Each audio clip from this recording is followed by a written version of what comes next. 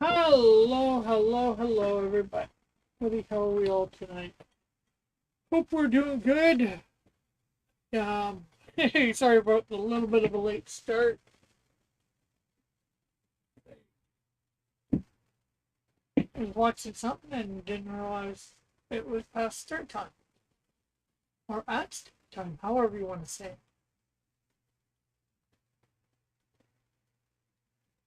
And I think I might have to go to the washer.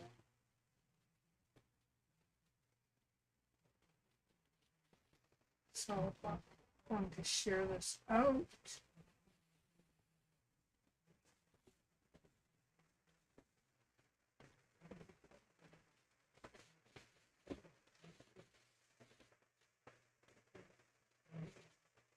All the usual places. Hey, Metal, how are you?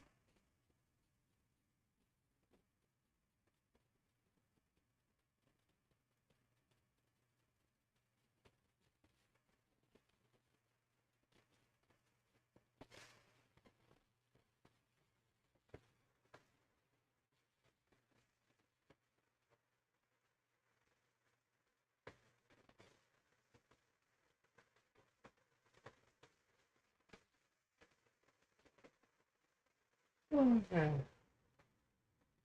Rick, you are quiet. Okay. Probably because my microphone is your mic in the right place. It wasn't. It is now. I'll be back in the back room in a minute, or in the Discord in a minute. I have to use the washroom.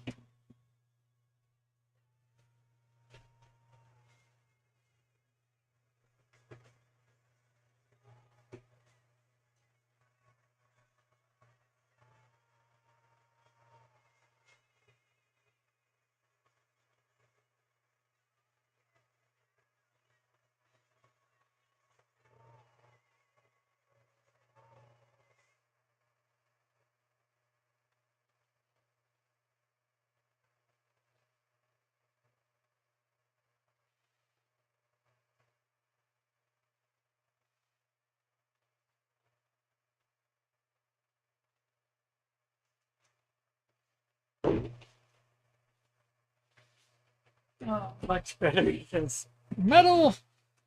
Okay, let me put on my headphones. Let me share this out at a couple places too, on Discord or through Discord, however you want to say it.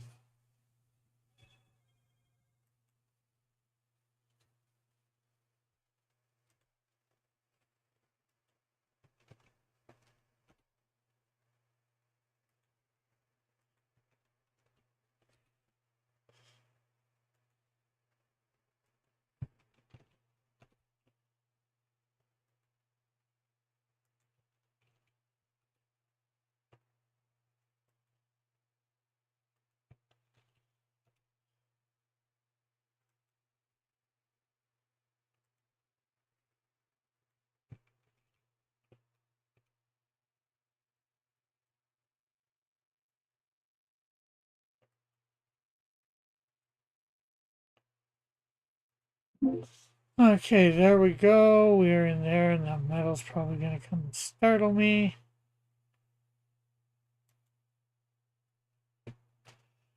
Let me get, of course, images up for tonight.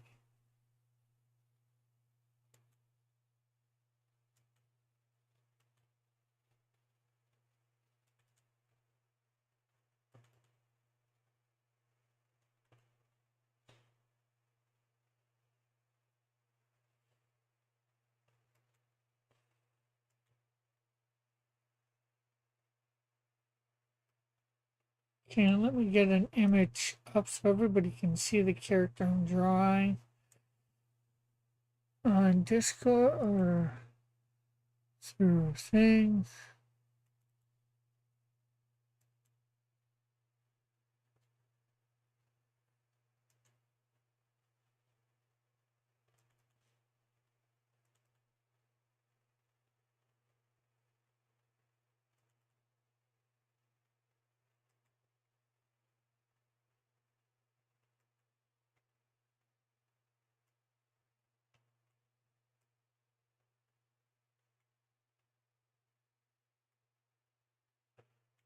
Okay, there we go.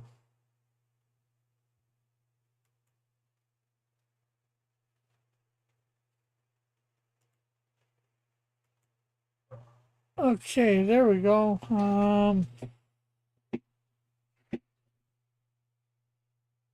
Hey, Timothy, how are you?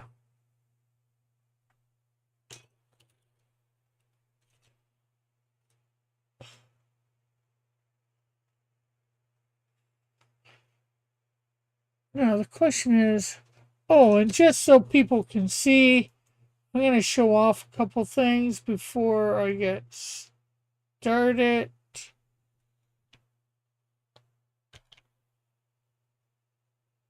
Just arrived in Idaho Falls. Oh, cool.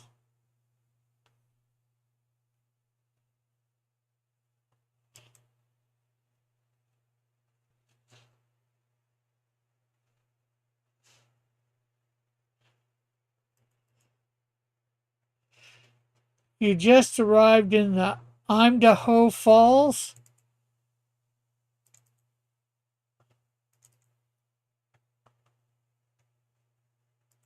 So, for those that, well, it'll be probably shown tomorrow.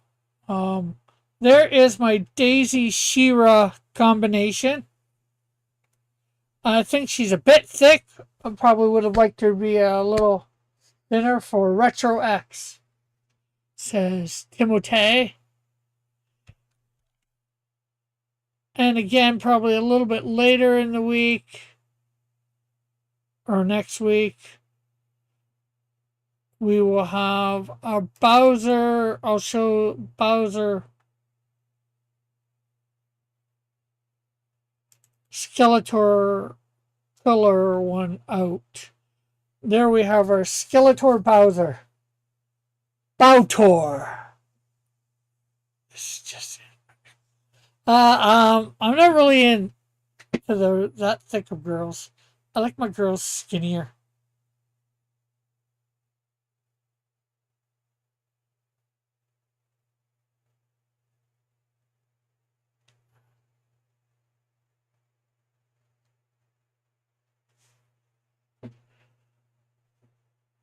Daisy is the best girl, says Metal. So there is thing, and then I actually put them both in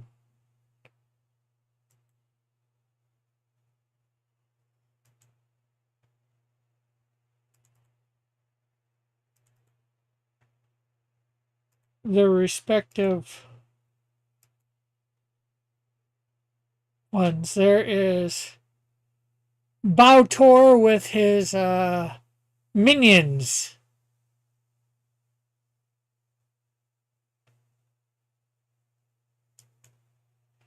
And there is Hiro and Days Dasra with their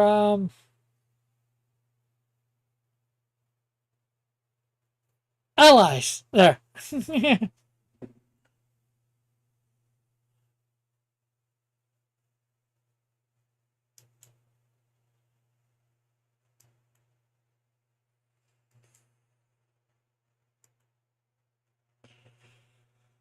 Okay, so that is shown. Let's see. Now we're on to trying to draw up this. What's his name? Polly from Firewood, I think it was, by Slime somebody.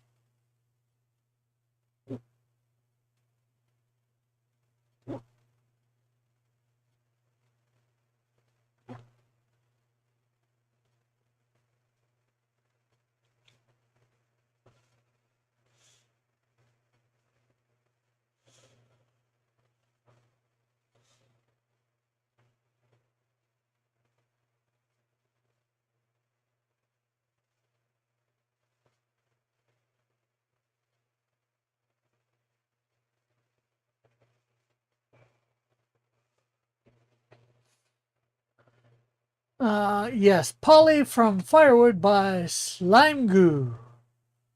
Cool.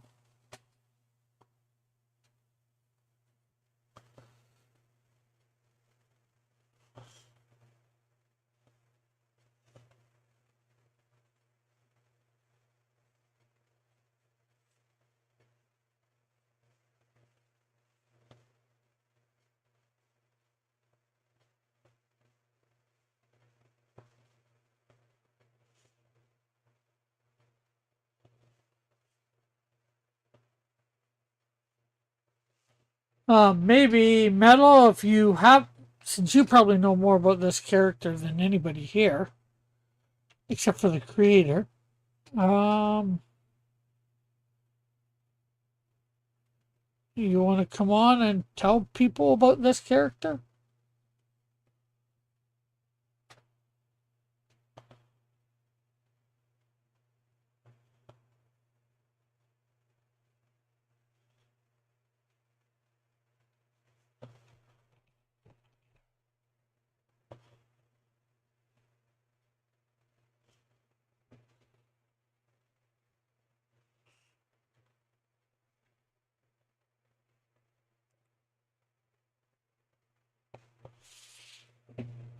Oh, and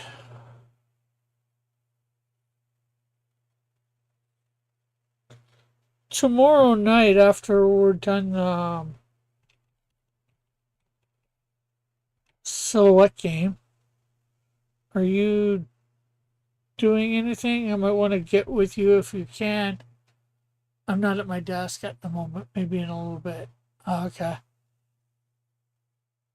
Maybe tomorrow night we can get together, go through a little bit more of that one script that we've been editing.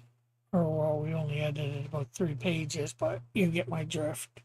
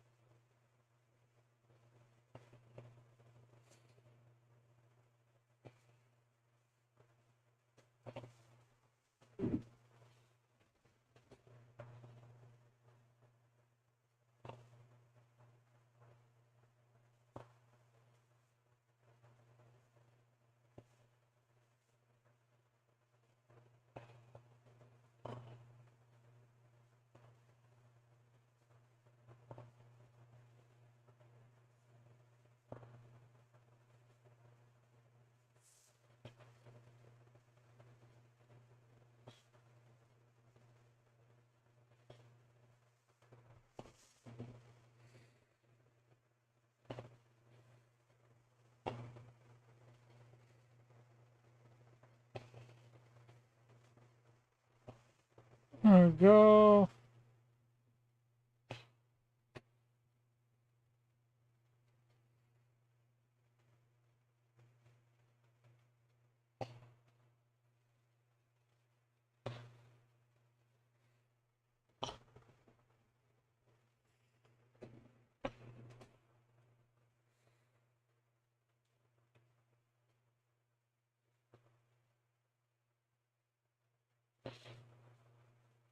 And how are you tonight, Tim? Does RetroX start tomorrow? When does it start?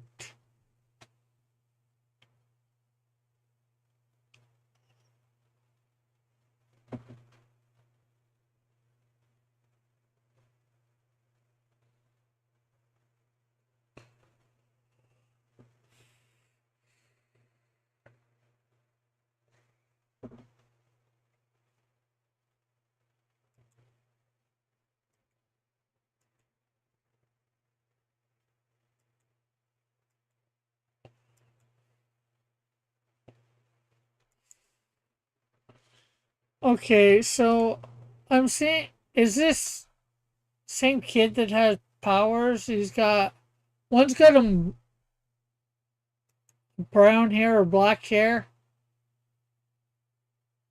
no glasses and blue all over him, and then there's another one with glasses and blonde hair?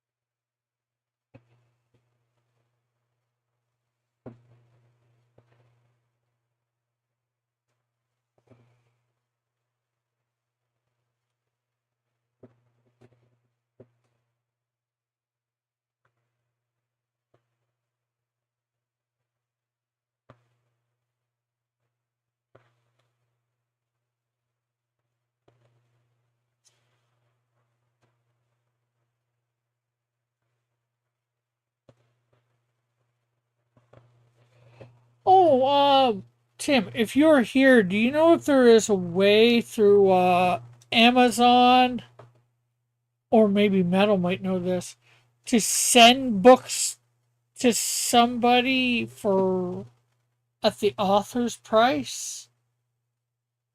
Because I was thinking, since I have stuff in Melvin 3, I was the inker and all that inker and colorist on the cover. I was thinking maybe I might be able to sell that at my booth. And if there's a way that I could get it for where it doesn't cost me much more than cost. Well, hi, Rick. Hey, Metal. How you doing? Good. Did you hear me asking that question to Tim just now? Well, sort of you too. I didn't hear anything since the last thing I typed. Oh, okay. Well, I was saying, do you know with doing the author copy of through what's your name, Amazon, whether you can get those shipped to somewhere other than the home address? I have no clue. I've only had them shipped directly to me. And Okay. I've only ever had like 10 of them shipped to me anyway. So outside of that experience, I ain't got a clue. Okay. I was just wondering because I was thinking with Melvin 3, I have, I was the inker on it and I was the, colorist on the main page, the cover. I was thinking I might be able to sell those at my booth. And if I could get them for, like cost or whatever, brings a little bit more exposure to Tim. Well, I was also thinking something with trolls too through Diana and Chris, Hero Shack. So I might ask them tonight. Did you know to this day I never received a copy of Melvin number one?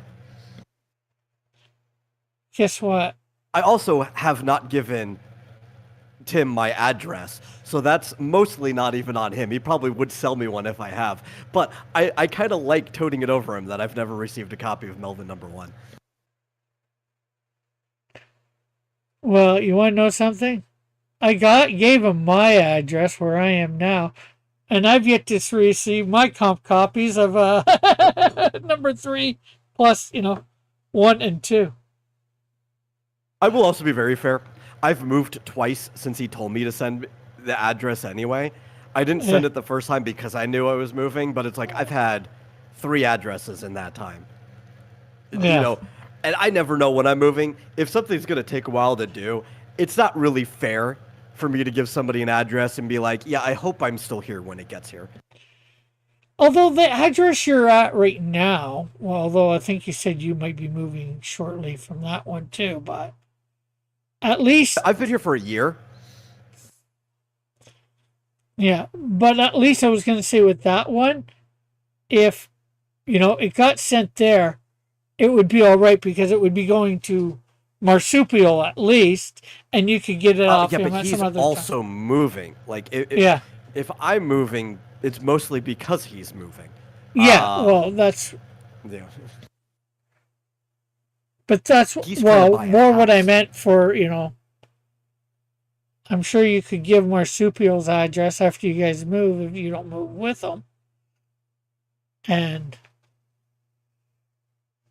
easily be able to get it whenever. And hello, Mike. Sure, I guess so. I'm ready for Sunday. Are we ever ready for Sunday metal? When we're on I Mike's don't show? know if I'm ever ready for anything. I kind of just go with the flow, you know? Yeah, I definitely know that feeling.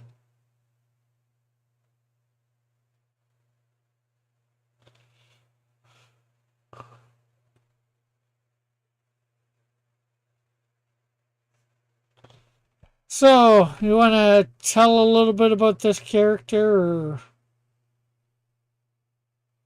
I could whatever talk you. a little bit about Firewood in general, maybe. Um, I mean, I know a bit about Polly as a character, but I don't know much more about Polly as a character and then what is available to be seen in the 5 chapters of Firewood. People should just go and read Firewood. Maybe if I get my internet browser running and the stream up in the background, I can drop a link at some point in time, but we are not at that point right now. Is your computer even able But to do that at this point?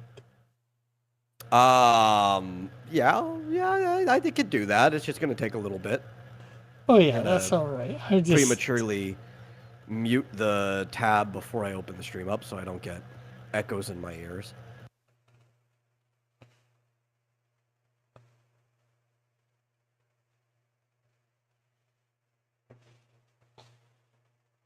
And I'll go find the global comics link for Firewood because YouTube throws less of a fit towards that compared to Newgrounds links. That and a lot of people just have like a weird idea of Newgrounds that they just won't read a comic on there, even if that's where it was originally posted. I always tell people, it's like, yeah, you could post it there. You could even put a limited time exclusivity if you just really like Newgrounds. But if you want a lot of people to read it, you're probably going to have to post it somewhere else too, because I just know a lot of people that will not click on a Newgrounds link. yeah, Mike says Sunday we'll be reading from Dell Comics, Walt Disney Comics and Stories #1. Well, that should be interesting.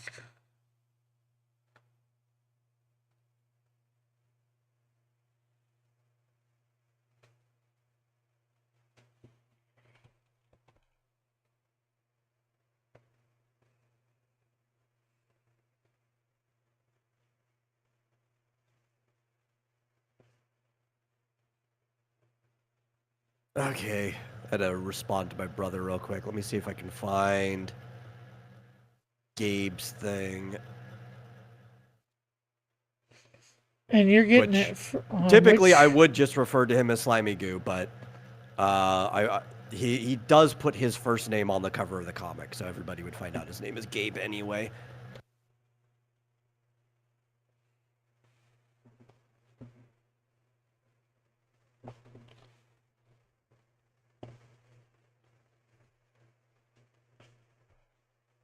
Okay, I think the face is off a little bit. I gotta do probably a second round on this at least.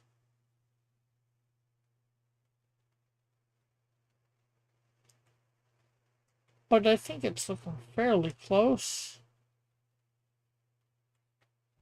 I don't know. The face looks less stylized and more just squashed.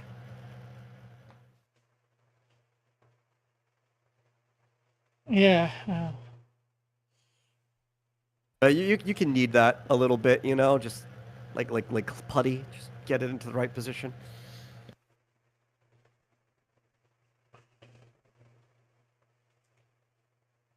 Well, as you. But Polly is a character we refer to as part of the Michigan crew, just because Slimy Goo is from Michigan, and I believe the story Firewood is supposed to take place. It's a fictional town. It's kind of like an anywhere, anywhen type of town, sort of, right? But it's not specific. It's an anyone if it was locked into like the year 2003 ish or somewhere around there, right? It's like early GameCube era childhood, which would have been about his childhood. He's only like a couple years or so younger than me. So I read this and it's very nostalgic for me because I'm only slightly older than the cast is at the time that this takes place, and the fictional town is supposed to vaguely be Michigan, like in that state somewhere. Probably, if I were to assume, I haven't talked too much about him about it. I would assume it's probably similar to the town he grew up in. But a lot of this is personal nostalgia to his childhood. Okay. And the three characters are just a group of kids who hang out together. You know, two dudes and a gal, very tomboy gal. So she's kind of just one of the dudes, right? And they play video games. They watch NASCAR. You know, they do all the kinds of stuff together as a group. But they're also they're playful, but they're dorks, right? So they're typically on the smaller end compared to some of their other kids. Get a little bullied. They get into fights. I think Polly, despite being the girl, is the toughest one out of them. The one who typically wins the fights when they get into fights with other people. And Carries hello, the team, Crooked but, Painter. I'm sorry, I just had to quick say hi to. like she's carrying the weight of the two boys in her group. But as they're like doing kid things, just normal-ish kid things, they stumble upon a bracelet of sorts that when Polly puts the bracelet on, starts surging energy through her, and then she kind of gets telekinetic powers from it. At a cost, like it hurts to use the telekinetic powers. I'm sure you've seen some of the shots, like the veins start bulging blue. Yeah. Right? You can only do it for so long. You could practice it. You can maybe do it for a little bit longer each time with less strain, but there is a cost to using it. And the other boys in the group do use it here and there, right? But she's the one who mostly uses it during the course of their little adventures in town. And it's kind of like it's like a movie that Steven Spielberg would make. I would say something like that, It's got like those E.T. sort of vibes, but a little more hardcore in the fact that it's not cleaned up for a PG audience. It's the way that kids actually talked at that time.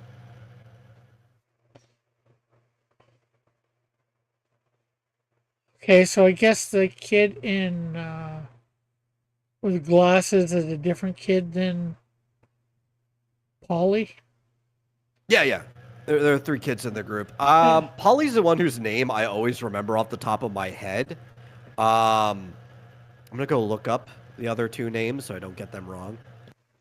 Uh, Crooked Painter says, "Sup, Slick Rick and Metal." And then Alpha says, "Hey, Cross, you are streaming today? Why wouldn't I be streaming today? It's Wednesday. Are you drawing furries?" No, I am not. Although I did Not technically, today. although technically I did draw Beastman, so is he a furry? Well, actually, I drew a furry from Mario combined with Beastman. So is that a furry? Oh, I don't know. That's very questionable. I think Beastman himself isn't inherently a furry, even though he's a furry guy. But maybe when you combine him with another character, which starts to anthropomorphize that character, it might become a furry.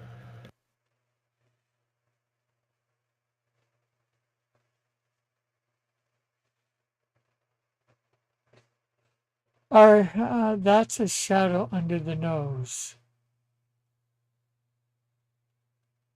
Under what nose? The nose knows, you knows. Oh, under the characters. Yeah, no, that's a very heavy cast shadow under Polly's nose.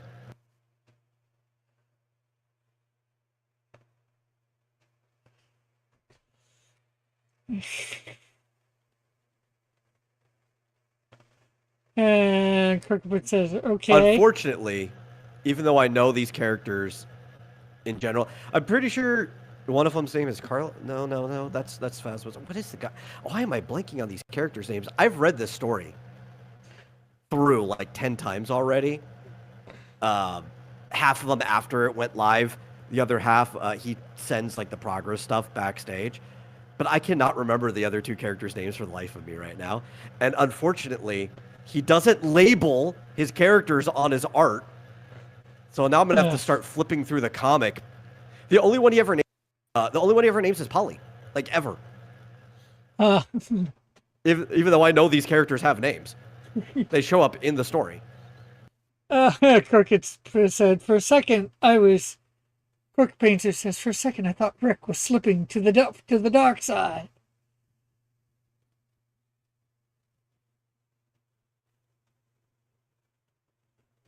Well, and I also did do a whole bunch of various um, Mario characters with He-Man characters, and they could.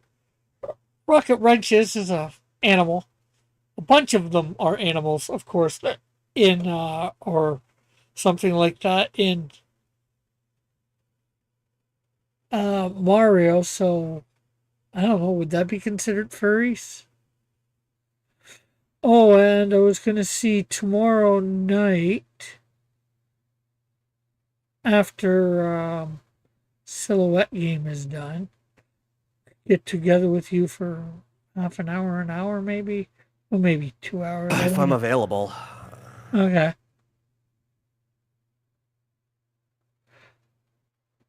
Because I want to do two things. A, go through Mortal Kombat and Street Fighter, figure out which ones I will be combining. And I know most of the Street Fighter ones half decently, but Mortal Kombat, I must, although I've played it, I'm more lost. I know Sub Zero and I know Scorpion, but I don't know a lot of, well, I know Raiden too, Lightning guy, but I don't Raiden. know Raiden. But I don't know a lot of Okay, the I other think ones. the blonde hair is they call him Gord. I think it's short for Gordo. Or Gordon. And I think it's Gordo, but the nickname they just call him Gord. And I think the other one is Corey. I think. Okay. And then, of course, I want to get a few more pages done on the other project comic that I'm working on behind the scenes. I should actually be receiving some in the next couple of weeks. Should some shall we call it fan art on Okay, yes, that? I can confirm his name is Corey.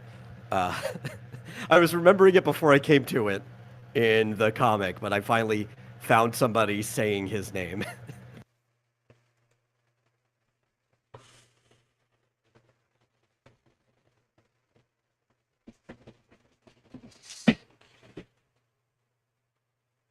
Sorry, Slimy, if you happen to see or hear this at some point. I've been a long time since I've read Firewood. I've read Sprint again way more recently.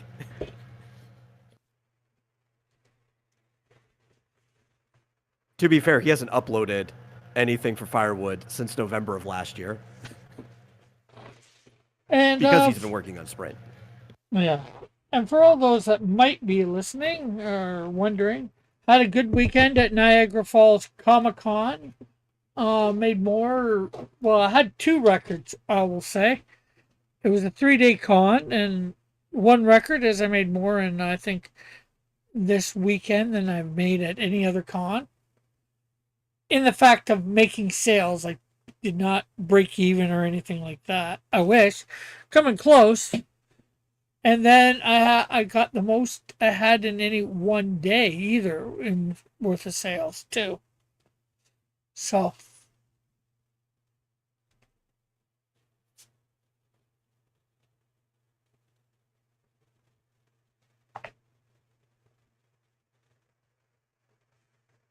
and if you want to give Slimy a link to either A, come in on here and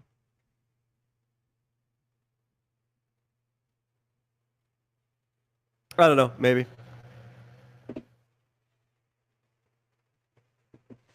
Also, I was remembering, Rick, you have drawn plenty of furries before. yeah. I've got a couple, yeah, that's for sure. Quick Painter says I'm totally lost on Mortal Kombat. Haven't followed it since the Super Nintendo was newish. And hello, Outcast. Outcast says hi, everybody. Yeah, I'm sort of lost on it too. Heck, I'm lost on Street Fighter.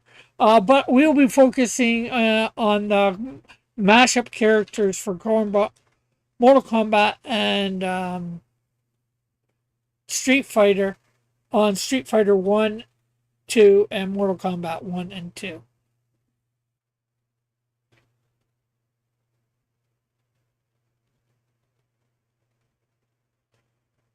I'd say the ones most everybody is familiar with.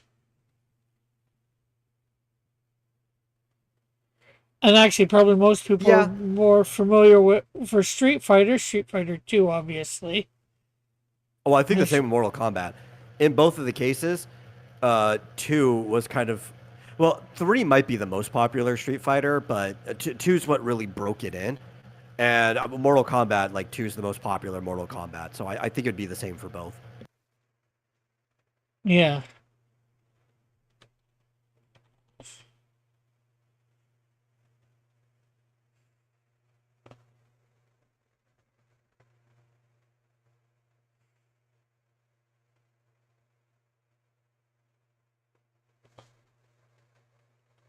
And again, if anybody wants to, in the link description, there is a link to support Cross Comics via Square if anybody ever wants to.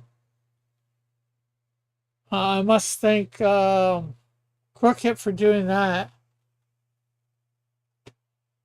Once, and Outcast says, did you get a chance to watch He-Man? Yes, I saw it yesterday afternoon. I think that's when I tuned out of your stream yesterday. I think you were talking to Alpha about He-Man, and then I had to go. Uh, I didn't even hear what your opinion was on it. I just heard you started talking about it. I'm like, oh, no, time to go.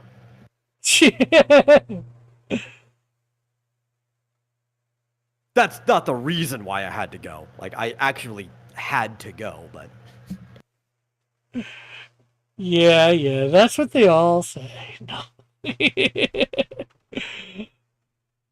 Listen, I don't need your opinion, Rick, as to whether I am or am not going to see this movie. I'm interested in what you think about it, but I don't Yeah. think it's going to change my mind. Well, one, they of course race swap um men at arms, as most people know. They race swapped. Yeah, Idris Elba. They race swapped Triclops, I think it was.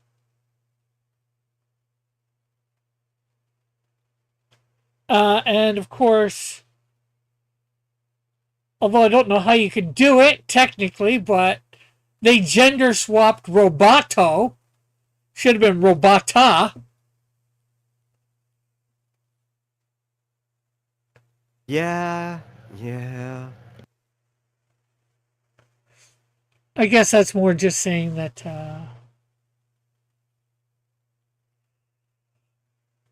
you know, gave it the robot more a female persona and seemed a lot like the one from Solo in personality. Oh, yeah, I know So, you're talking about. The one that Lando kind of had like a thing with in the movie. or the robot wanted to think that. I'm not sure whether that was actually true or not, or whether that was all in the robot's mind, for lack of It's a just that the better. movie played with it in one way or the other. Yeah. It was definitely, as far as I'm concerned, better than the '80s version. Very low bar, right? That bar is chilling in a pit with Satan somewhere, you know?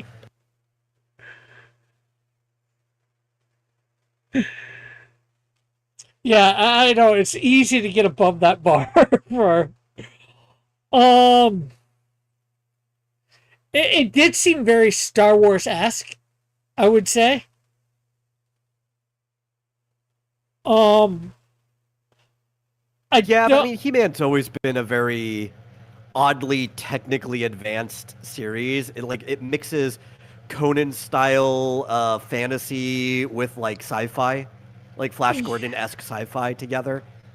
Yeah, but for me, I got real. For me, at least, they really played in more to a Star Wars vibe. At least to me. Let's see. Cricket says supporting the channel is easy and convenient. 5 stars would recommend. Cricket Paper says Eternia was the kind of sausage fest, so maybe a robot chick was needed. Yeah. And Yeah, they I mean, it so makes sense why it was kind of a sausage fest though, because like the toys were made before the show came out. So they were just kind of like writing a show based off of what was going to be in the toy line. And it's like, well, what do boys typically play with? Men and action figures beating each other up. So there are very, very few female characters in Eternia, like, at all.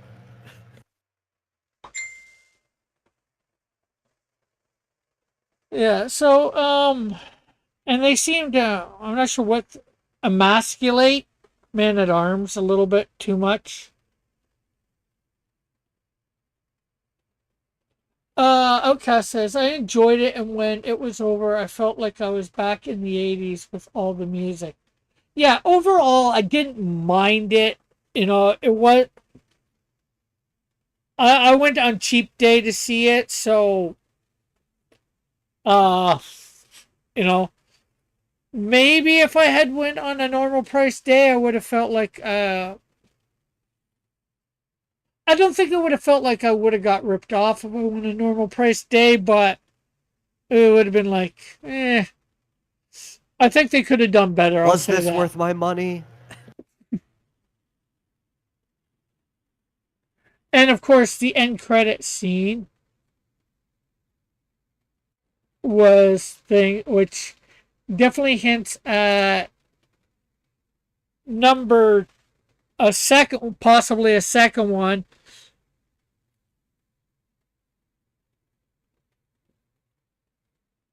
which could be good or not. Just like in some ways, I'd like to see how they would play it based on the post-credit scene or mid-credit I scene. think my problem and why I just wasn't very interested in going to see it in. Maybe it's Amazon MGM, right? So it'll probably be on Amazon Prime when it's not in theaters anymore. You know, like Mm. once the run ends. Maybe I'll watch it on Prime. My issue isn't even that they tried to make it funny because like He-Man is kind of like an over-the-top, ridiculous property. There's comedy in the show. I Yeah, think my issue is that it went more towards the meta humor side of things, especially making it like somewhat of an isekai where he spent his childhood in the our world or whatever and then had to go back. I just kind yeah, of, instead of making it Marvel humor, like Disney Marvel humor, which is probably why it felt a little like it was leaning into the Star Warsy too, because from yeah, all of the shots I saw, it felt like a Disney Marvel movie, like Thor Ragnarok or something like that.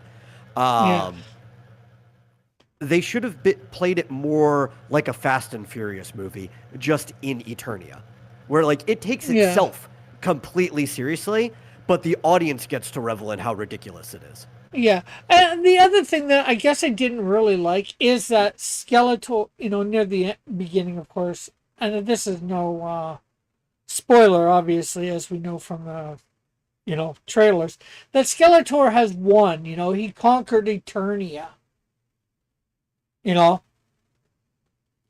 and, Yeah. they have to get it back, and it's destroyed when Adam's a little kid, which, you know, I don't Hello, know. everybody. Good show, Hey, though. You know what's sad is this plot is actually more like the plot the first Mario movie should have had than the He-Man movie, right? Because if you were following the story of Mario, Mario and Luigi should have showed up in the Mushroom Kingdom after Bowser had already taken over, right? So they did that with He-Man, but not with Mario. But it doesn't really fit He-Man as a character. yeah. Also, why did they decide Isekai He-Man? I don't get it. That don't even make any sense. I wouldn't call it Isekai He-Man. Because He-Man's I mean, never supposed to it be kind from of Earth. did. Well, no. He's from Eternia. He grew up in Earth and he went back to Eternia. But Earth is never supposed to be never supposed to be a factor at all. Like not even No, close. it should just be its own fantasy world. That's my problem with the whole thing. Like Mario, that makes sense because he's supposed to be Italian because all the American localization. From all the American localization and stuff. So I Actually, get that's why they not had to the do that reason there. why Mario is supposed to be Italian. Because Mario is actually Luigi. named after the Luigi. building Luigi. manager for Nintendo at the time. There was a Well, Italian American building manager that owned the Nintendo building. They named it after him. Exactly. I got it. Okay. I don't know. Yeah, exactly. Okay. But still, we have to get the Italian stuff in there somehow with Mario. That makes sense. Well, Yeah, yeah. He-Man's not supposed to be anything from Earth. So I don't No, get he's why. Eternian. Well, Exactly, the actually, attorney. technically, he could be something from Earth because his mother is from Earth. They're supposed to be Eternian. So I don't get it. This doesn't make any sense. Why did he need to have him grow up on Earth? Why would he need to have Earth in it at all? Well, he didn't fully grow up on Earth. He was like, I don't know, 7 or something, 10, growing up on Eternia, and then he got, because, What? Skeletor Why, took why, over. why even do that? Why did they Disney Hercules him? I don't get it. This don't even make any sense. Well, But I don't Rick know is right what. though, because I believe it was in the original series too, right? That Yeah, Queen Marlena was an astronaut from Earth yeah, named Marlena Glenn. yeah. I didn't actually know her last name, but I knew she was from Earth. So, having, I can see the ties to Earth coming up a little bit, for sure. Um, but I don't think it was needed, you know. Maybe in a second or a third movie. Yeah. Also, apparently, Bell Cat doesn't show up until the very end. So I'm like, and Orko. So I'm like, wasn't even. I'm like, why not have Orko in it for most of the movie? I don't get it. Why couldn't they have Orko? Well, I don't know why.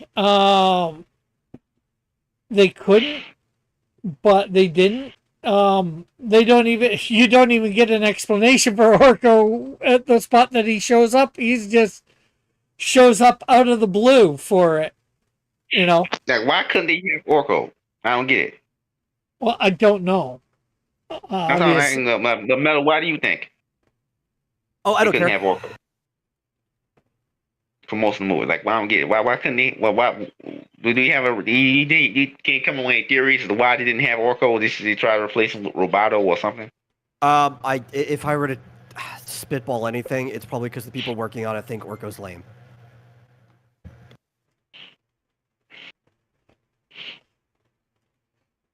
Yeah, but that's my problem. More of a joke, more of a people- joke character, and they didn't want to make it too much of a joke movie. If that sounds any. But they made Man of Arms the alcoholic, depressed guy. Well, that's the thing, and looking at some people's reviews of this too, I think this might also be the impression of the general audience. I don't think that the people working on this could take anything about He-Man seriously.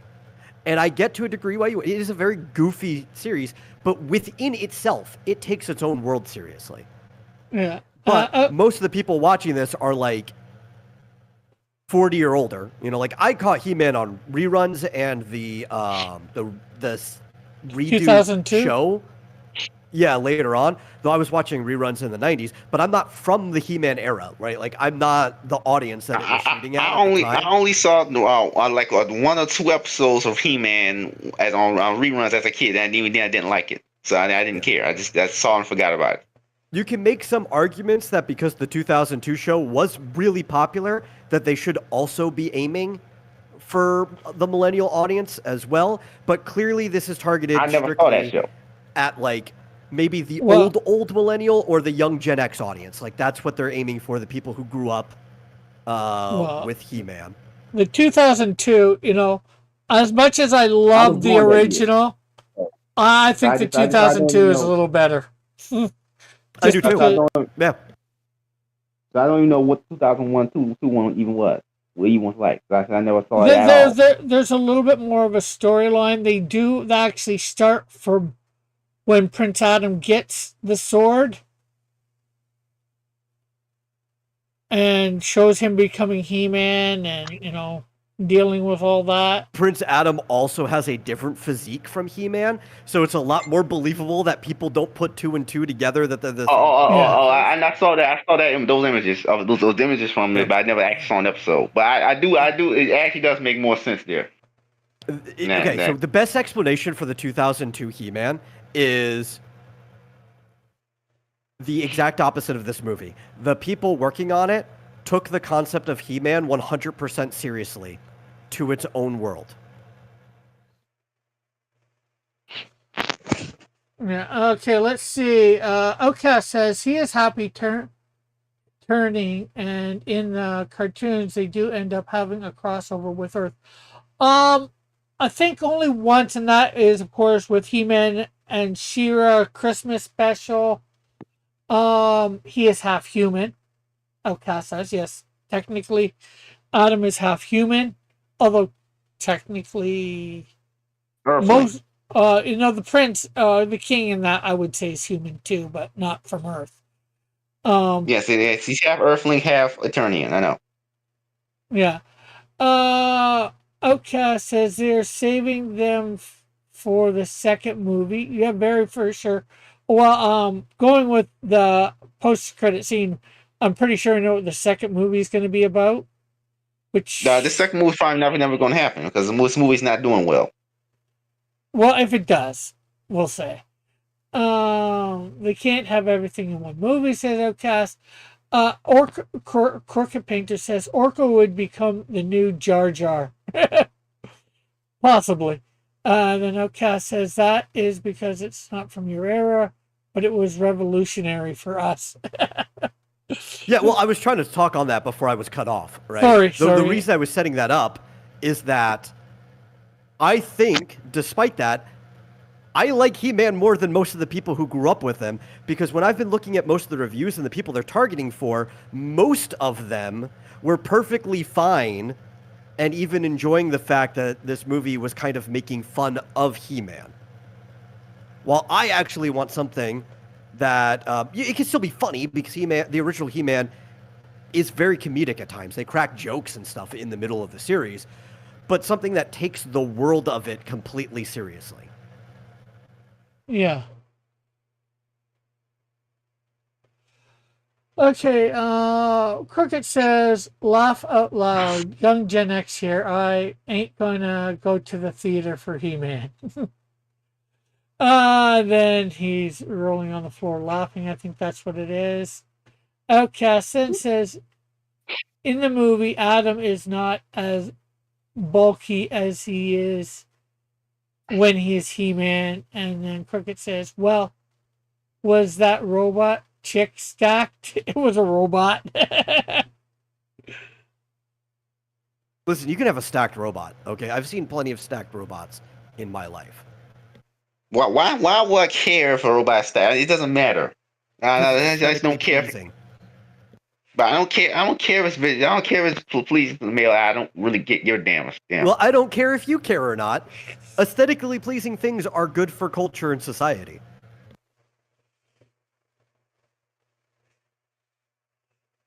Yeah, it just probably means the movie isn't for you. And again, as we've said before, that's all right if something's not for you. No, so it's like it doesn't matter if a female character, if a female and feminine character has big boobs, and I don't care. It doesn't mean anything. Well, not to you, but to other people it does. And it can mean something good or something bad. Like I plan to have the main heroine and for my superhero comics, if I ever get around to making it, just be flat chested. It doesn't really mean anything. Yeah, that's a great way to sell your thing. Not even that your character would be flat chested. There's plenty of people who are into flat chested women, but just more of like, oh, I'm going to say the thing you care about doesn't matter. Here, come to my thing. It's totally different. That's not a good way to get people interested in your thing at all.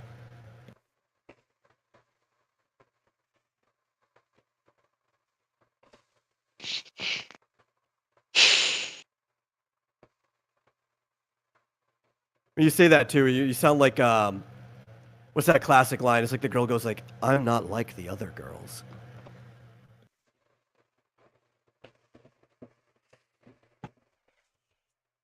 Well, and hey, Randy Martin, how are you? Sup, Rick? Fist is in the shadows. Laugh out loud. Oh, Randy, I don't know who Randy is. He is a guy from Hero Shock's channel, usually on thing. Fitzgerald doesn't have to be. Fitzgerald doesn't have to be for you. Different strokes, different folks. Yes, as we've said many times here before. Yeah,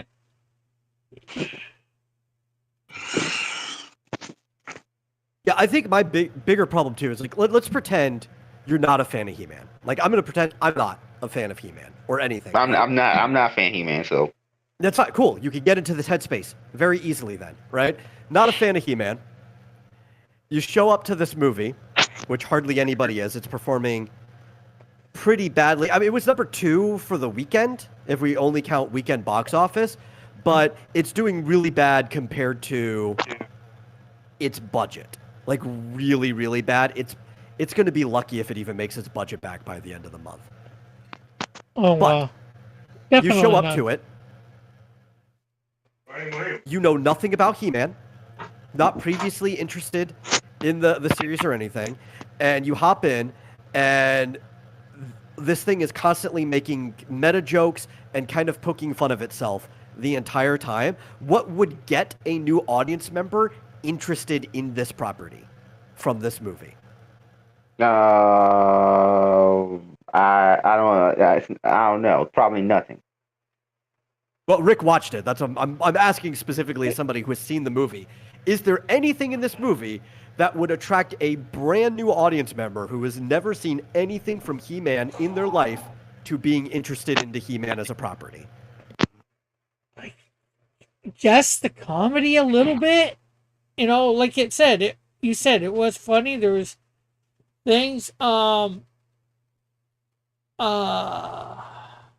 to think whether I should think. Because this is how franchises live or die. And when you're making a big feature film like this, you need to think, sure, yes, target the old people. But usually when you target old people, it's so they bring their kids with them, right? You are trying to hook new viewers so the franchise can continue to live after these old people aren't around anymore. And a lot of them are going to be bringing their kids, but what's in it to make the kids actually want to continue watching this after their parents aren't around? That I'm not sure that I can answer. There's minor connection with the old original He-Man and all that. Skeletor says, outcast. Crooked says the meta. The kids would probably like Skeletor, actually, yeah. Yeah, the meta nonsense is that Disney humor is mentioned before. What do I think? I was thinking something. I forget what. The one thing I've heard consistently is while he doesn't really do the Skeletor voice, which would have been great if he did, that Leto actually did a great job as performing Skeletor. Though you could barely hear that it's his performance. Like, I think the emotes are in there from the scenes, but like they do so much distortion on his voice, like almost anybody could have been that character. Yeah, I think in some ways he does act a lot like Skeletor, but not at the same time, if that makes any sense. No, that makes perfect sense. Yeah. I wasn't impressed by Evil Lyn at all in this movie. Yeah, and like in the series too, when it comes to the villainry, she carries it just as much as Skeletor does. So you have to do good by Evil Lyn.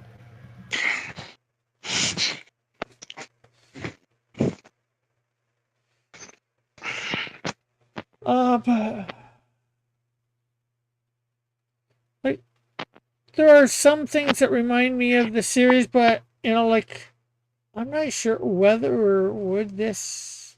But there's the thing: would He-Man fans even bring their kids to see this? Because if it's not going to remind them of their, maybe the grandkids, something like that. Yeah. By this point. Grandkids. Well, we're thinking teenagers, right? Because it's a PG-13 rating. Doesn't mean that you won't bring kids younger than that. Plenty of people do anyway. But most people look at the guidance like, I probably won't bring somebody under a teenager there. Yeah. If anybody's likely to have a teenage child, it is probably going to be the older millennial or younger Gen X era. So that's actually the perfect age group for somebody to be bringing their kid. If I had a child at the average age that you would have, they probably would only be about 8 right now. So like me being a young millennial and people beneath me, their children aren't going to be old enough to go to this movie. Yeah. Beastman was visually good. Go ahead. With this kind of film, I wouldn't have an issue just bringing an 8-year-old to it. It doesn't matter. Well, it doesn't, like, what matters, though, it doesn't matter if the movie is good or not, unless the parent went to go see it ahead of time. They're going to look at the rating most of the time. Or they're going to ignore the rating, because some parents will bring kids to an R-rated movie like Deadpool. But it's one of the two. Either they ignore the rating altogether, or they look at the rating because they don't know what's going to be in the movie. Yeah, but with this kind of film, I can assume what's going to be in it. And that's kind of that. The other thing that I would say about it, too, is if you're a He-Man fan and you look at this from, the trailers and all that, right? Would you go to see it? Some will, like me, and some won't because they think it's. And Outcast seems to be in that group as you too. Apparently, when he said Skeletor before, it was answering from first experience. He said his sons liked it and they liked Skeletor. So that is a genuine answer from somebody in the audience who has kids that can answer the question for us. They like Skeletor. Yeah, but I think his sons are somewhat grown. I'm not sure. He'll have to answer that. Outcast says Beastman was visually good. Yeah, I just wish they would have done a little bit more with Beastman. They did more with, I think, Trapjaw than Beastman. Even Triclops, they might have done a little bit more with. I saw they had some of the goofier characters in there too, like Moss Man. Yeah, unfortunately, well, I shouldn't say anything. He gets taken out. Yeah, I don't know what happens fast. to him in there. I just know that he was in it because I saw him in a clip. Yeah, Crooked Painter says, I wonder if Jared Leto did the method acting thing he did with Suicide Squad. You think he melted his own face off?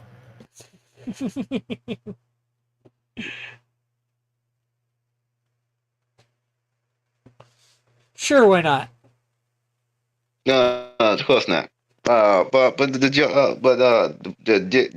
want to think about the Suicide Squad, the original, the first Suicide Squad. I was just trying I to don't think want to about think that movie. about Suicide Squad at all, ever. Yeah, exactly. I don't know Anything. why DC keeps forcing it. Why does DC keep trying to force Suicide Squad on us?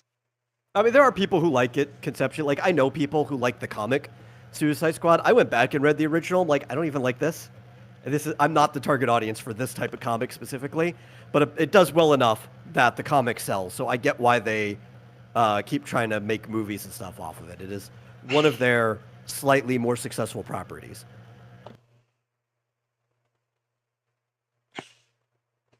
Yeah. Oh, well, I've read the comics. I don't mind them.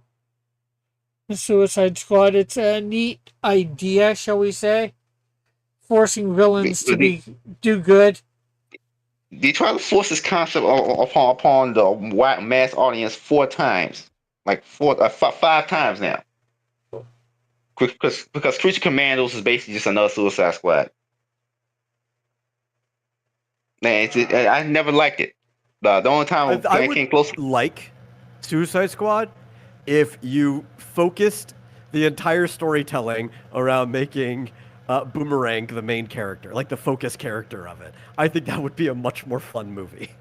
yes, Yeah. because Well, also, Suicide Squad, go the ahead. Suicide Squad original comics was what made Captain Boomerang popular to begin with. Because He's the only one I liked from it. yeah, because previously just a nobody Flash villain who doesn't even seem like he should even be a Flash villain. I mean, he's a guy with Boomerang. Yeah. And Suicide Squad turned him into like the most lovable, hateable prick. Like he was a great character. Everybody else in it, complete waste. You could toss them out, though he kind of needed them around to be good as a character. But like, man, he's just. I wish that version of him had his own feature. I would read that. I don't know if it's strong enough for him to have his own. Maybe like a mini series. You could probably get a mini series out of him, and maybe that's it. I don't know if you could get longer than that, but I would read a 6-issue miniseries based off of that version of Captain Boomerang by himself. Let's see. Randy says, I'd watch it as a He-Man fan, but at home streaming. Not convinced it's worth the theater experience costs. Compensian? I'm not sure how he's... Know what I'm saying? Yeah, know what I'm saying? Yeah, I get you for sure. Yeah, but that's what I said earlier. I went to see it, and I enjoyed it. You know, like as I said before, I was going in expecting to be disappointed. I wasn't disappointed, but I wasn't over the top with it either.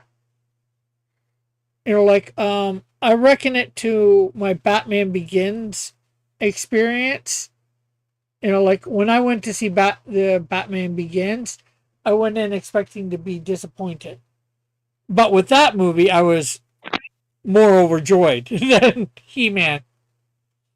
Why you expect to be disappointed with Batman Begins? Like, what about the trailers turns you off from that? Well, you got to remember, marketing. I had seen the original 4 Batman. Well, we'll say the original 4, the Michael Keaton ones. Started with Michael Keaton, and they were nowhere near close to Batman. And technically, even the the Batman Begins, I was seeing it was not near the nowhere near the comic. It seemed, Well, some of it that also depends on your definition of Batman, right? yeah, If you're talking about the comics at the time, just before they came out, yeah, yeah, not really. Like Keaton with the Burton movies were closer than, say, like if the only other Batman thing you'd ever saw was the Adam West show, right? But Dan Well, Adam West West show was was like actually very very much accurate to the like the comics. Silver Age Batman. Yes.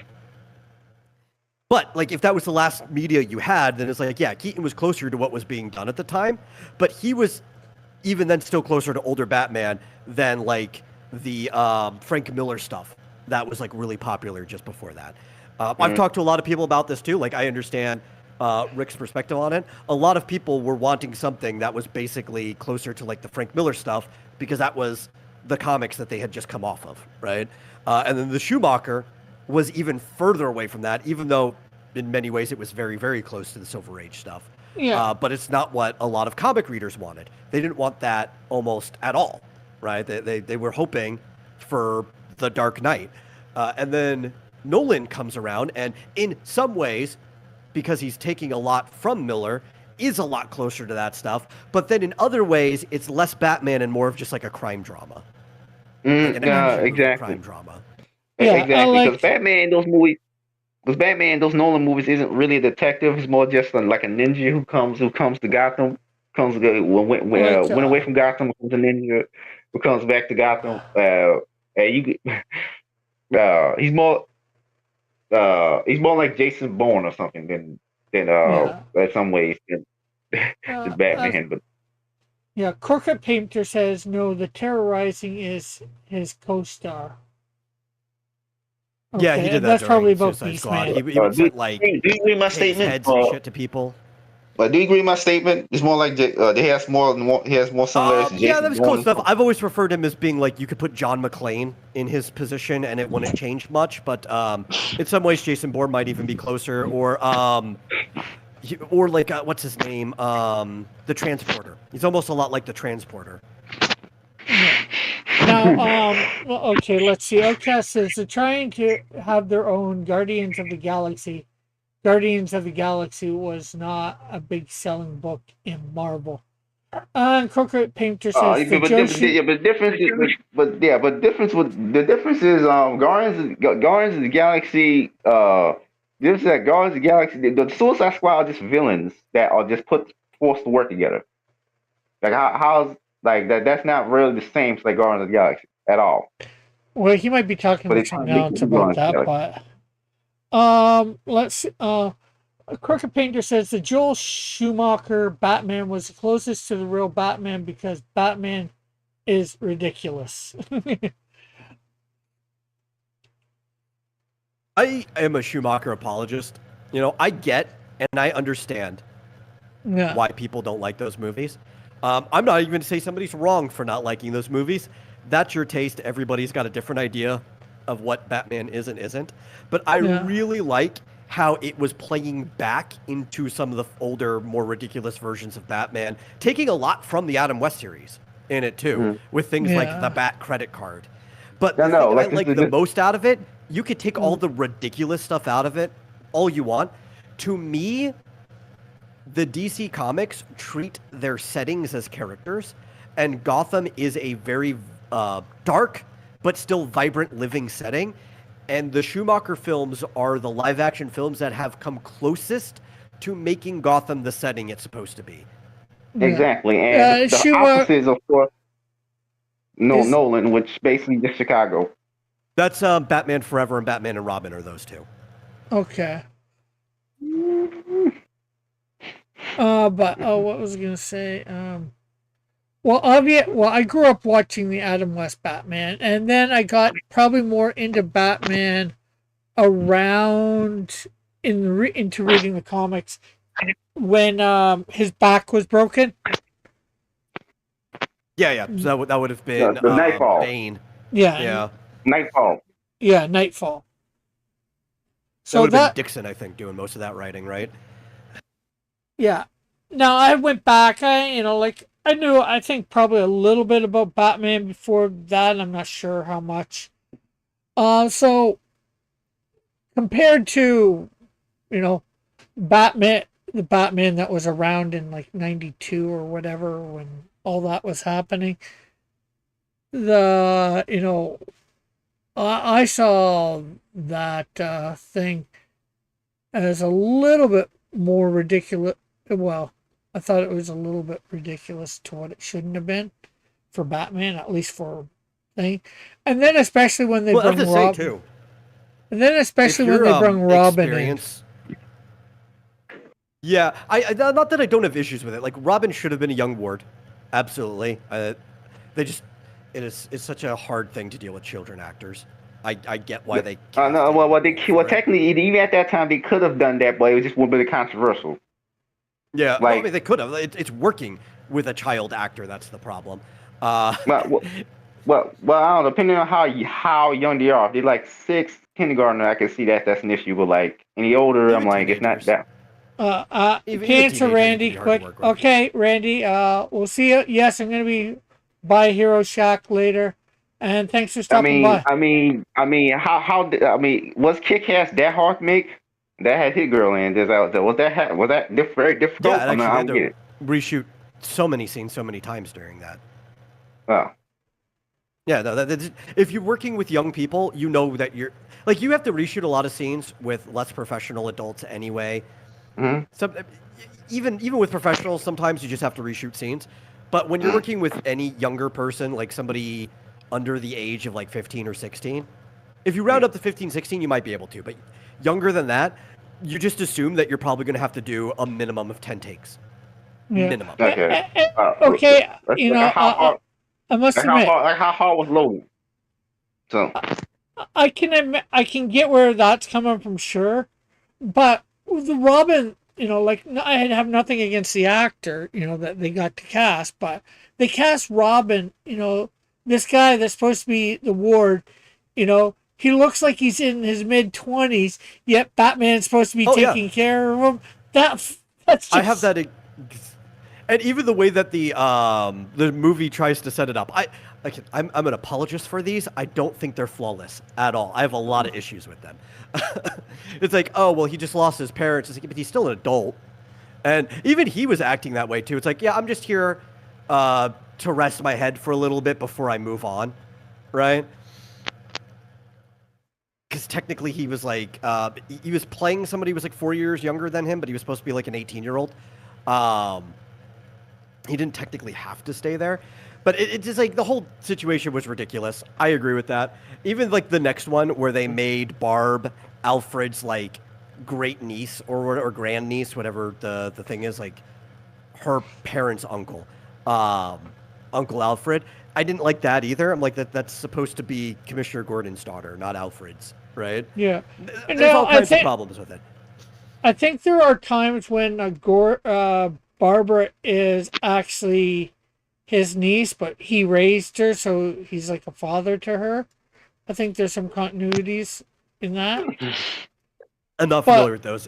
That's a little more understandable if they're pulling from that. I've never seen them. My only knowledge is that she is Commissioner Gordon's daughter. Yeah, well, like I said, Gordon's.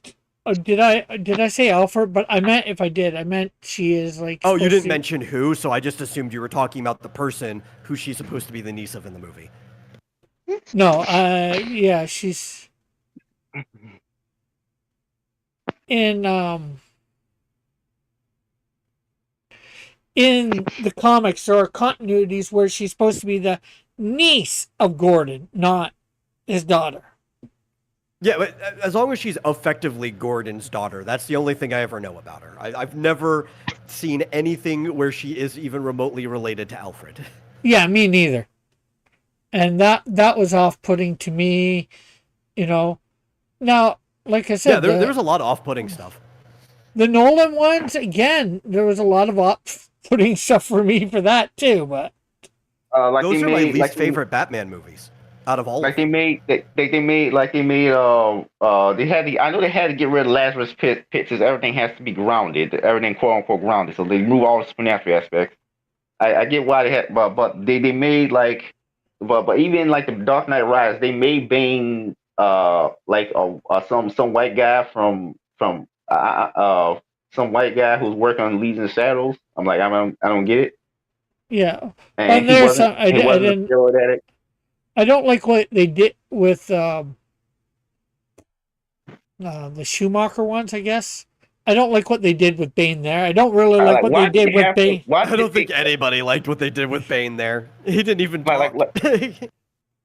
well, no. I no. I understand that he didn't want to have use Venom, but call it Venom. Why couldn't he have him be a steroid addict still? I don't get it.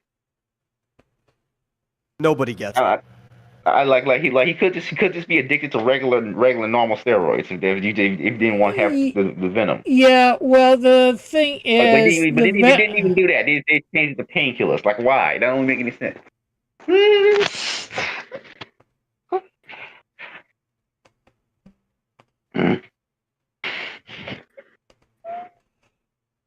Are you gonna let somebody let's respond see. now? Where's What are your thoughts? What are your full thoughts on Bane?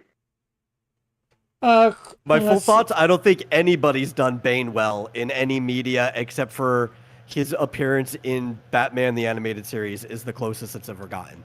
Yeah, even then, wasn't the story itself wasn't written that well. He just showed up. It was adapted properly, but the actual story of the episode wasn't that good.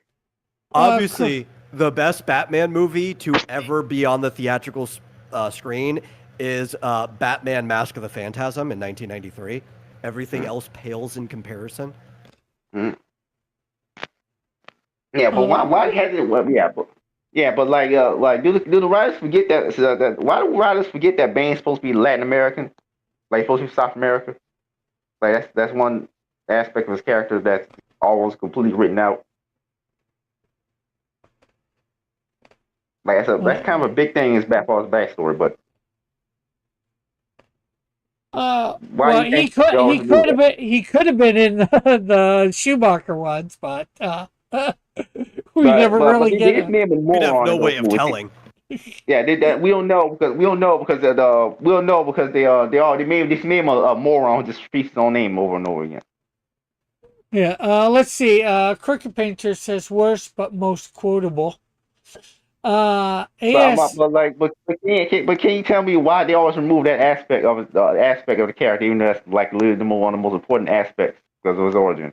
That No, he I was born can't. inside of a he was born inside of a Banana Republic prison. Like Are that you was ever going to that's stop asking questions long enough for anyone to answer them? okay. Okay. Well, I have no answer for that. My answer for that is that they've deemed it's not important enough to care about, right? I don't agree with them, but they've deemed it's not important enough to care about. That's something we have to accept with every single adaptation is that, okay, adaptations will be on a range of good to bad. No matter what you're doing with it, you only have so much screen time, you only have so much budget, you only have so much allowance, right? So you have to decide what is and isn't worth caring about when you adapt something.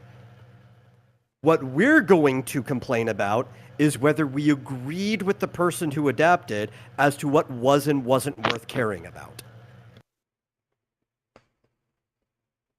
Let's see. We got AJA Sky Cat's Tail McNay Navi fan. Have you seen the Disney Channel's Sydney to Max and Nintendo Plus Illuminations Super Galaxy movie? Well, I saw the Super Mario Galaxy movie. The other one, I don't think so.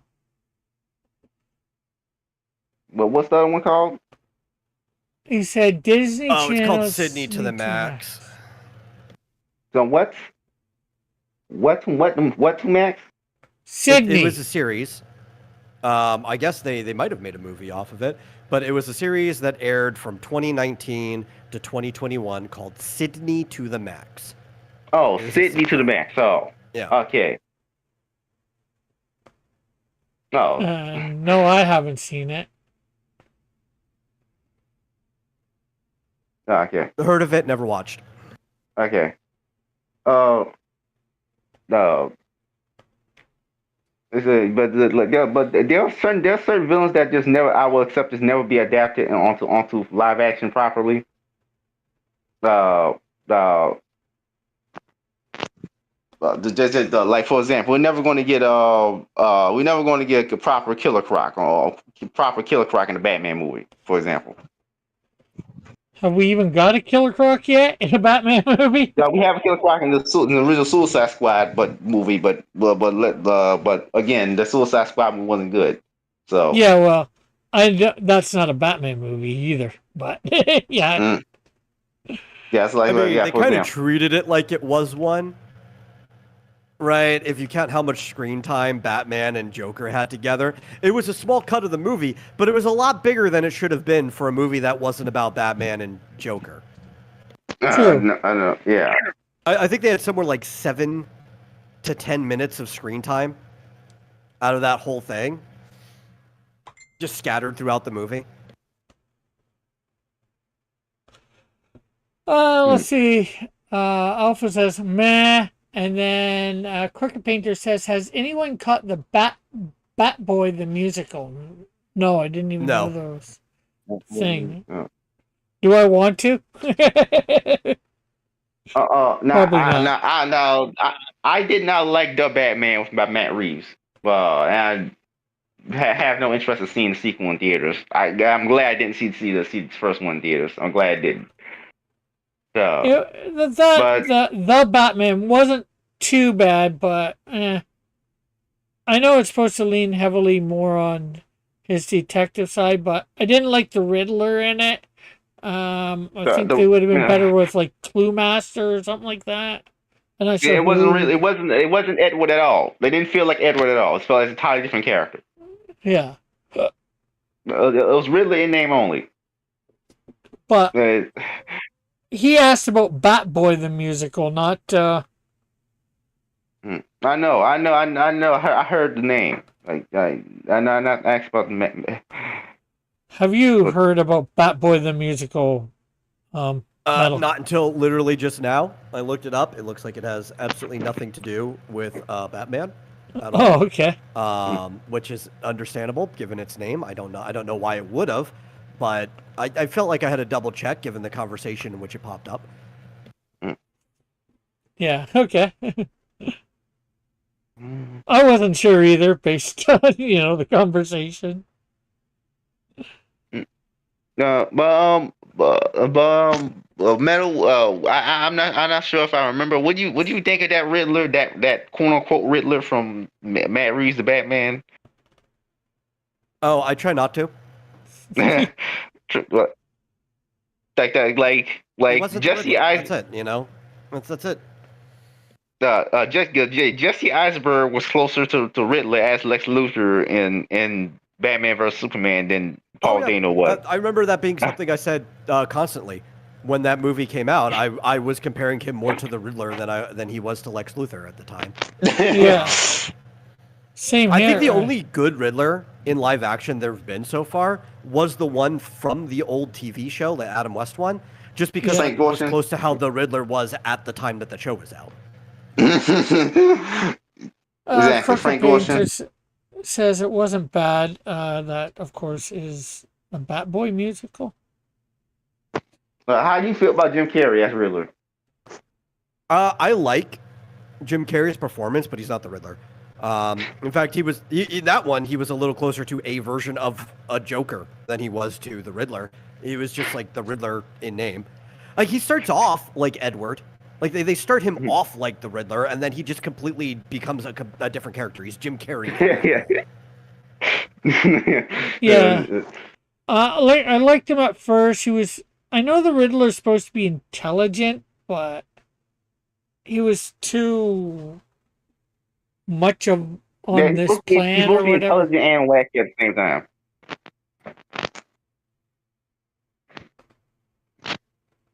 Because I'm not sure whether in the comics by that time whether he would have been.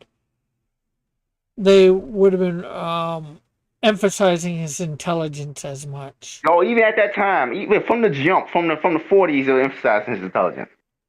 Like not even something that was added later. It's literally from his first appearance, for his very first.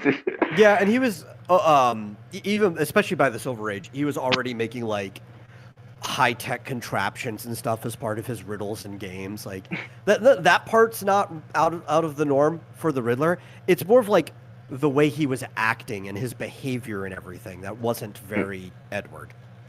Yeah, but then again, I don't know what the hell Snyder was doing with Lex Luthor, so quote unquote Lex Luthor. It was basically just the Riddler. Even Bob's show, there's a YouTube I used to watch. Bob's show said that it was just the Riddler. But I don't know why the hell did Zack Snyder just turn Lex Luthor into the Riddler for some reason? I don't get it. We have no idea. We cannot answer this question. My answer is that is just the character that Zack Snyder wanted to work with, and then he named him Lex Luthor.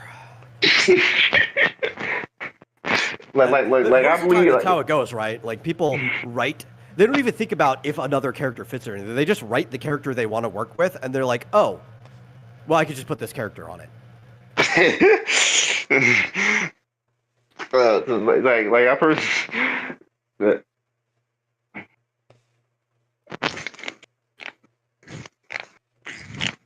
I think that's why, like, I don't know. While I didn't care for the new James Gunn Superman movie on the whole, I did really like his Lex Luthor. To me, that was the start. Yeah, that was actually good Lex. Movie. Yeah. Yeah. Like, it felt like Lex. He was petty. He got the actions down. Just everything was very Lex. Yeah. Well, I think it was just a little bit over the top for Lex, but... I actually thought really Lex was perfect in that movie. It depends which Lex you're pulling from.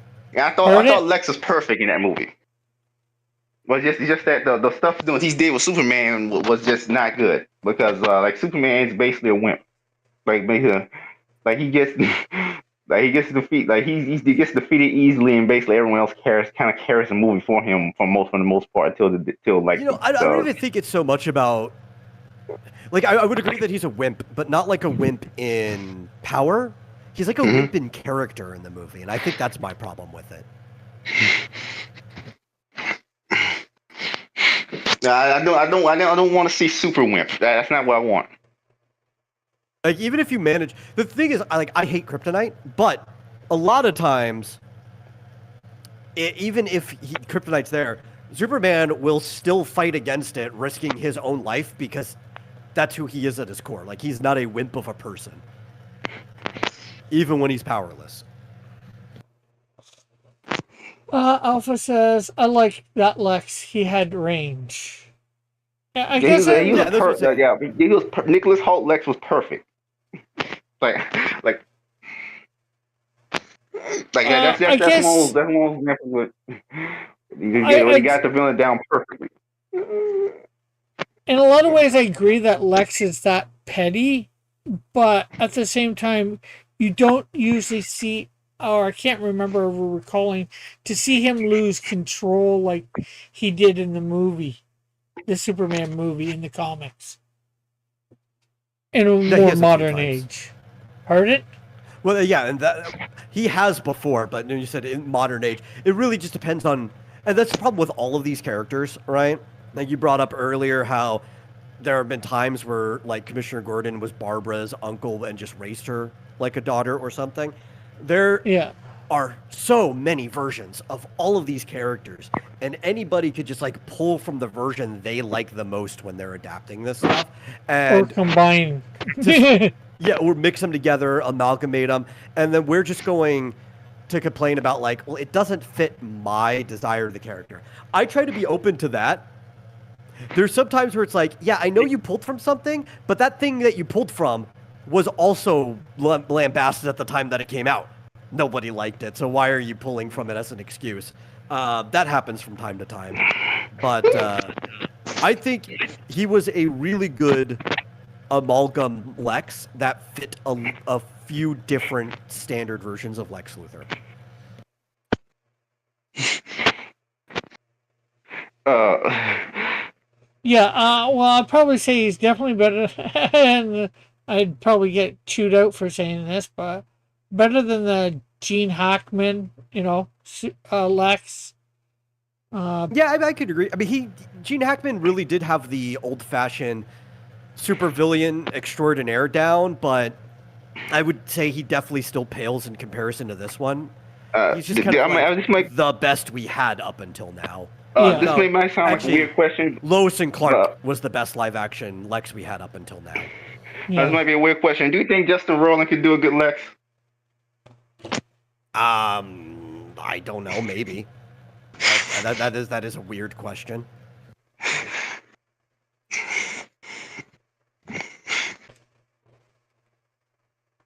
Yeah, but I have to walk my statement back.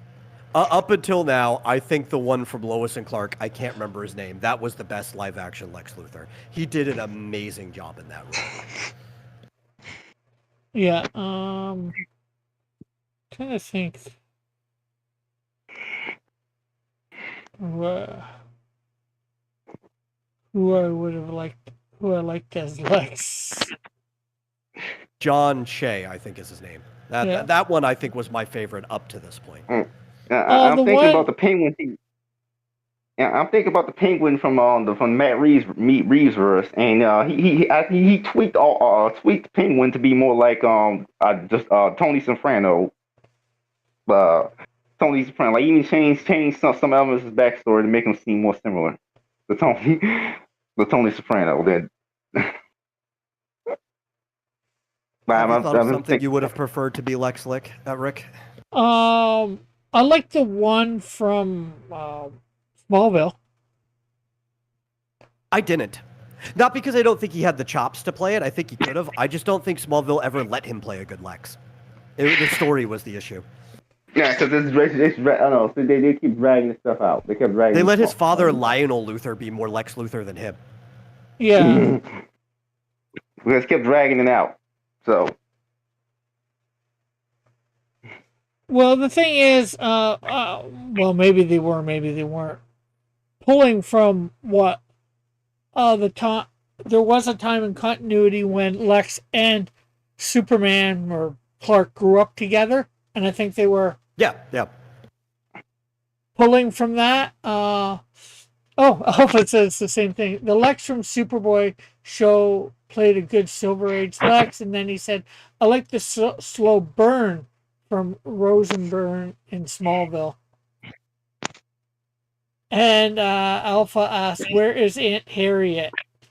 She was actually in the comics for a while. I think they wrote her out eventually. Yeah. I wish they would bring back a lot of those extended characters that used to be around for a while, like Harriet Cooper, because they're so fun. They add more to the personalization of the other characters by interacting with them.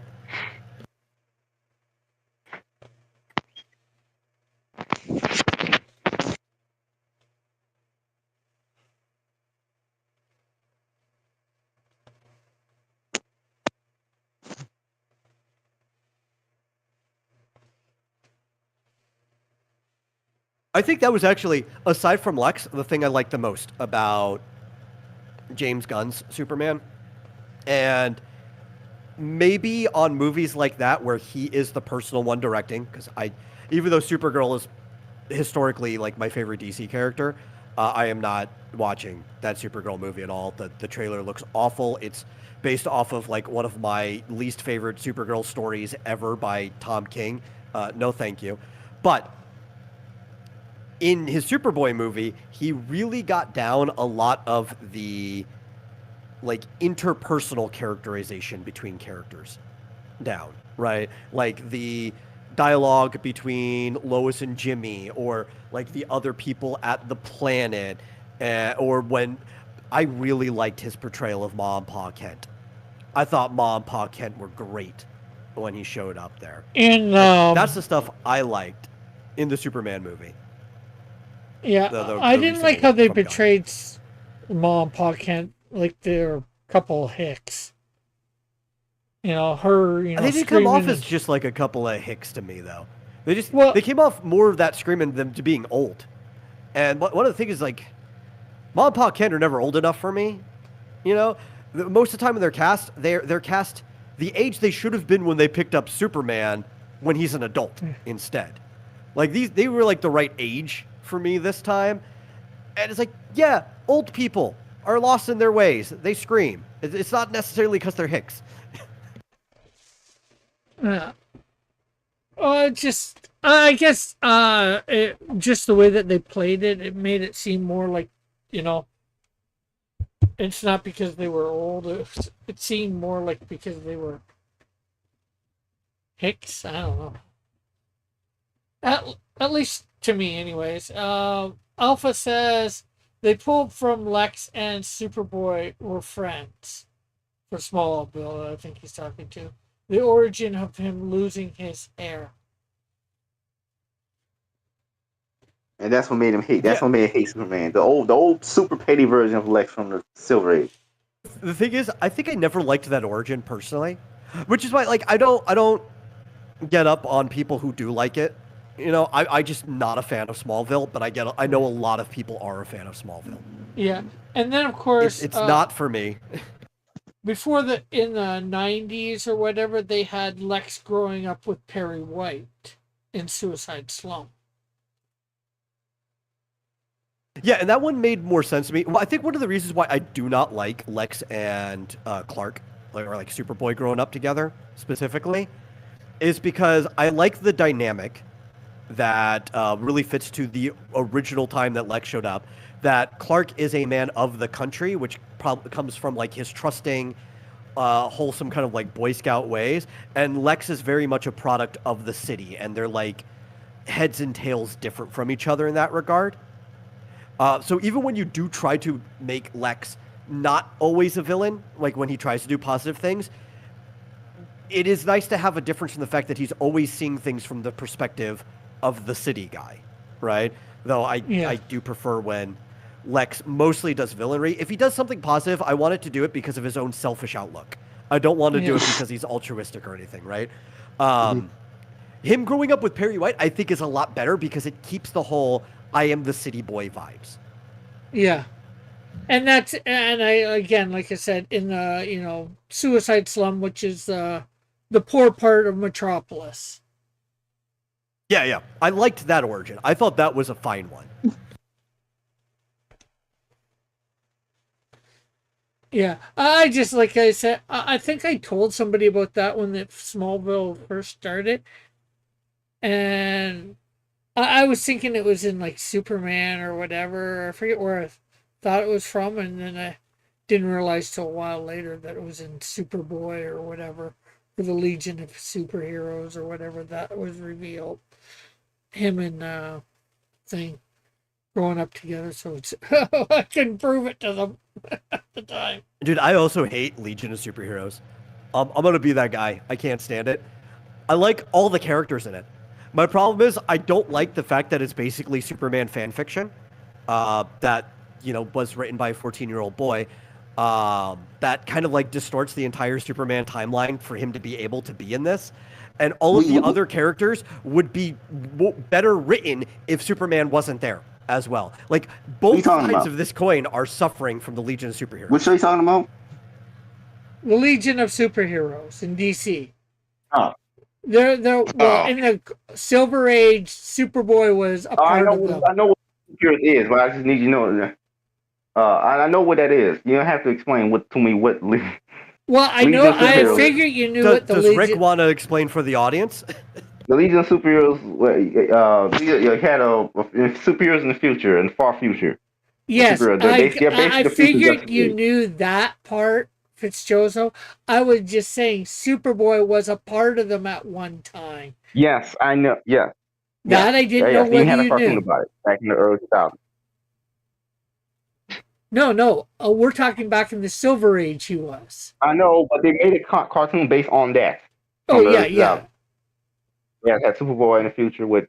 It was originally supposed to be a DC animated universe show with Supergirl, but they decided to just reboot it and just have it just be Superboy.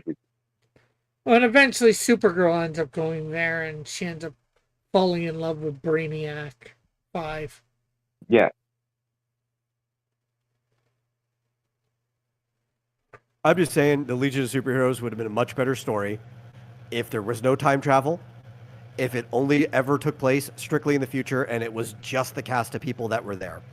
And Mm-hmm. Superman or Superboy at the time and Supergirl had nothing to do with it ever. Well, I Mm-hmm. can agree with no Superboy, no Supergirl. Time travel, I could see every so often, but maybe not as much as they did, and especially not Superboy.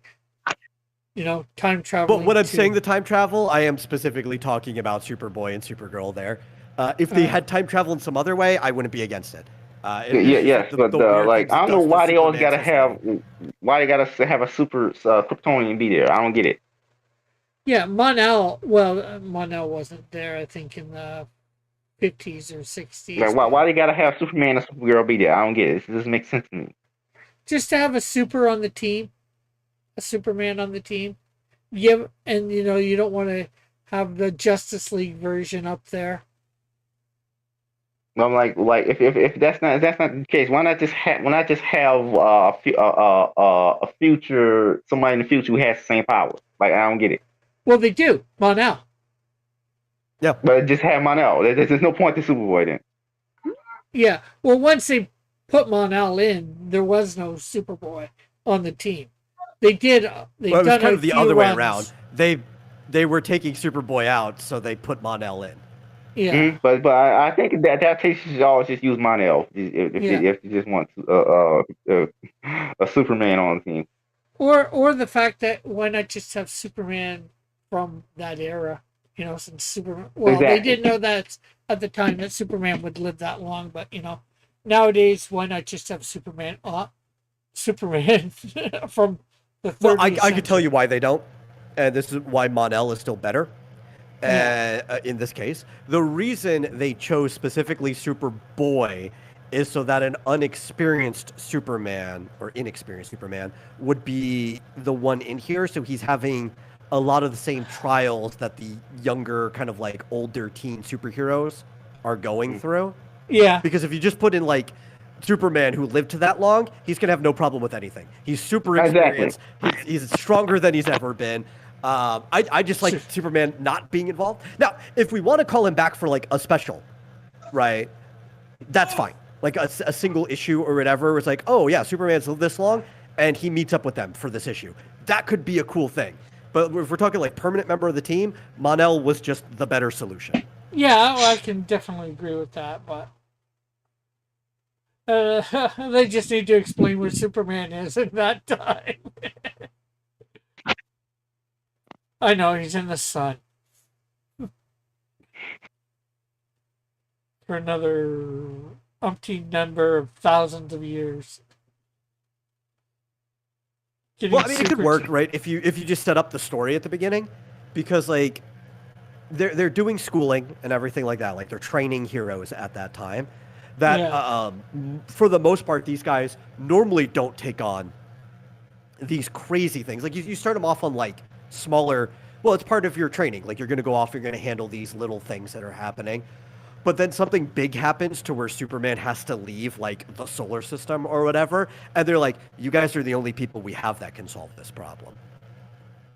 Like you Yeah, could do the proper setup for that. for sure. Now, of course, unfortunately, they didn't, back in the Silver Age, Golden Age, or Silver Age and that, they didn't realize that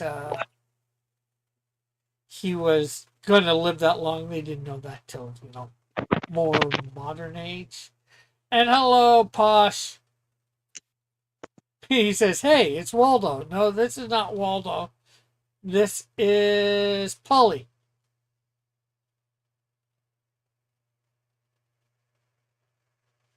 And then AJA says, or what about Netflix's XO Kitty? I was thinking about this, and this is one of the weirdest reactions anyone's had has had to one of my ideas. But I think someone found it strange that I would base a villain off of Mister Huff from The Incredibles. Like someone found that strange to the point that You know what I'm talking about? What character I'm talking about? Not off Mr. the top Huff, of my head. the midget, the boss who ran the insurance company. Oh, I didn't know that was his name. Yeah, neither Yes. did I. Yeah. The one that was voiced by what's his name, Wallace Shawn. Yes, that guy. I actually have a villain partially based on that character. Okay. Like very heavily based on. But I have a character concept called Adronicus Merchant, and his shtick is that he was a midget who was a failed actor, who wanted to be an actor, from France, who became a con artist and then weasel his way to big business, weasel his way into wealth. Okay. That that and he just loves being a con artist. He's a sadistic con man who just loves outsmarting people, and uh, Okay. he thinks he's smarter than everybody. But it's like Posh says Polly looks like me in a Waldo shirt. Well, if you would like to actually see more of Polly, and maybe even read the story she's from, you can follow this link to globalcomics.com/c/firewood and read Slimy Goose story. It's a really but good the fact one. that I remember Mr. Huff at all is does that the fact he stood out to me. The fact that he stood out to me for me to make a character based on him that's not the same for most other people. Yeah. I don't really know what you're asking here. You know, like It's like how did Mr. Huff stand out to you? I mean, I remember him in my head. Like they were some pretty good scenes. I don't know what you mean by stand out. It's like because when I was a kid, I thought like this is got like the biggest asshole ever. It's like I also don't like, know why this came up out of nowhere too. This is like such a random topic to start talking about in the middle of what we were. like the biggest asshole ever. Like he makes you jump through hoops that they even try to get your insurance money. Yeah, well, it's just supposed to be based on regular insurance people. Let's see. Posh says Rick's got a new headset. No, this is not new. This is the same one. AJA says it's a series on Netflix. Exo Kitty. Well, I figured it was a series on Netflix. I haven't heard of it. I'm not sure about Metal. Have you heard of a series on Netflix or whatever? I called know Exo what Kitty? it is. I didn't know the name. I had to go and look up what it was to remember. It's actually a spin-off to All the Boys film series, which is an adaptation of the book trilogy To All the Boys I've Loved. I heard they were getting a spin-off, didn't know the name or anything of it. I'm not too familiar with it to be able to talk much more of it, but I have heard of it. I haven't heard of it. And then Posh says, so is it Waldo? No, I said this is Polly from Fire something? Firewood. Firewood, yeah. Yes. Metal put a link to it on Global Comics. This is an independent character from a friend of Metal's. And it's a really, really good story. Like I do recommend people read it if they like those like sort of weird grounded paranormal stories like E.T. or Super 8 or maybe even I have to jump off. type of Okay, do you want to promote anything before you leave? Okay. No, I have that to promote right now. Maybe sometime later. Okie dokie. Yeah. Okay, sorry to but if you like those Metal. type of things, or like Goonies or Lost Boys or any of those like youth adventure stories that might be a little weird, Firewood is that sort of thing. It's a little gritty, and it's about just a group of friends in like the early aughts that happened to find a weird bracelet, could be a government experiment, could be an alien device. Nobody knows what it is. It's just a MacGuffin. And it gives the person who wears it telekinetic powers at the strength of their own body. And they have to go through, trials and tribulations in their life during it. It's a fun rub. Really fun. No. So we're basically at that time. Besides this, anything you would like to promote, Metal? I guess I could grab a link for X Dynamis Chaos real quick, Posh or maybe puts I'll a grab the happy X face. Dynamis Chaos. Go ahead. I was gonna put the X Dynamis Chaos Global Comics because I think we finally passed 50 followers on there, which is kind of cool. Yeah, I'm not sure almost how nobody many reads over there, but Posh puts in a happy face with a pair of glasses on and then says game over. No, game over will be tomorrow night when I finish the Silhouette game. Which will be He-Man characters because of He-Man movie. Come by tomorrow night, 7 p.m. Eastern Standard Time.